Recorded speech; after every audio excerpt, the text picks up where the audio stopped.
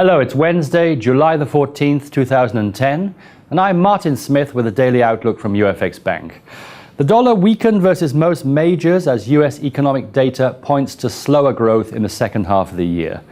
Trade balance data came out negative with minus 42.3 billion versus minus 39.5 billion expected, showing more is being spent on imports, thereby lowering GDP.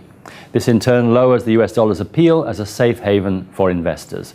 Crude rose by 2.93% to a weekly high to close at $77.19 a barrel, and gold rose by 1.3% to close at $1,212 an ounce. FOMC meeting minutes will be published today, giving insight into the FOMC's stance on future interest rates. The euro gained against most currencies as Greece successfully auctioned debt to investors, restoring investors' confidence after Portugal's credit rating was downgraded.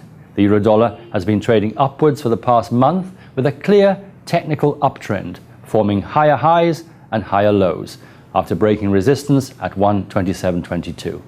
Unless obvious signs of a trend reversal appear, the direction remains upwards. Overall, the euro dollar traded with a low of 125.21 and a high of 127.37. The pound rose versus the dollar, and all majors approaching weekly highs after core CPI data came out higher than expected at 3.1% versus 2.7%, indicating a possible rise in inflation and possibly leading to a future change in monetary policy. The pound dollar is back on its clear technical uptrend, and if it breaks resistance at 152.42, the trend is likely to continue. Overall, the pound dollar traded with a low of 149.62 and a high of 151.89. The yen weakened versus the dollar and other majors after the Japanese stock market began to stabilize, drawing investors away from the currency and to the markets. The pair is retracing June's drop, waiting for a clear pattern to emerge for a further decline could provide a selling opportunity with a technical stop-loss rate. Overall, the dollar-yen traded with a low of 88.01 and a high of 88.85.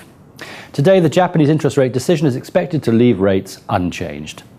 Finally, the Canadian dollar. This gained against the US dollar, sending the pair back to its week-long downtrend as oil prices continue to rise.